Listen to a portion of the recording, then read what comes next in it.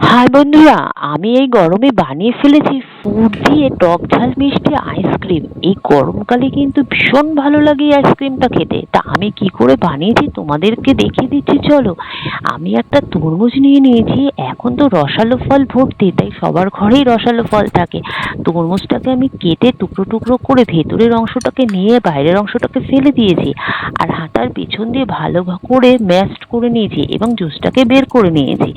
এরপরে একটা জুস বলে আমি ওই যে তরমুজের জুসটাকে ঢেলে দিয়েছি, আর একটু সামান্য চিনি, একটা জলজিরা আর দুটো হাজমোলা দিয়ে ভালো করে মিক্সিতে ব্লেন্ড করে নিয়েছি, আর একটা ছাঁকনিতে দিয়ে ভালো করে জুসটাকে বের করে যা ছাবড়া এবং তোমার দানা ছিল সেটাকে ফেলে দিয়েছি। এইবার চারটে আমি কফি কাপ নিয়ে নিয়েছি, এই জুসটা চারটে কফি কাপে দিয়ে দিলাম।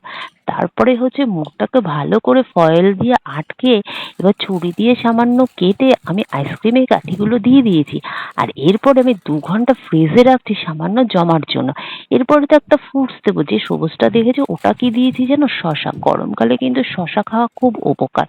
তরমুজ আর শশা দুটোই একসঙ্গে তোমরা পেয়ে যাচ্ছ। এবার আমি দুটো শশা নিয়েছি, সেই দুটো শশা ভালো করে ছুলে টুকরো টুকরো করে কেটে আমি আবার মিক্সি বলে দিয়ে দিয়েছি।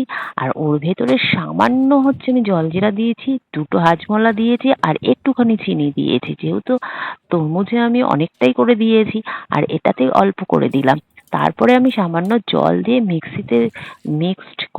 মিক্সিতে দিয়ে ভালো করে ব্লেন্ড করে জুসটাকে বের করে নিয়েছি। আর ওই যে সবুজ কালারটা আনার জন্য আমি একটু ফুড কালার ব্যবহার করেছি। দেখি তো জমেছে নাকি। হ্যাঁ, ভালোভাবেই জমে গেছে। এবার আমি ওই শসার জুসটাকে এর ভেতরে দিয়ে আমি 6 ঘন্টার জন্য ফ্রিজে রেখে দেবো। 6 ঘন্টা কি 5 ঘন্টা রাখলেই হয়ে যাবে। দেখো কমপ্লিট, এত সুন্দর দেখতে কালারফুল আইসক্রিম। ভালো লাগলে কমেন্ট করো, লাইক করো।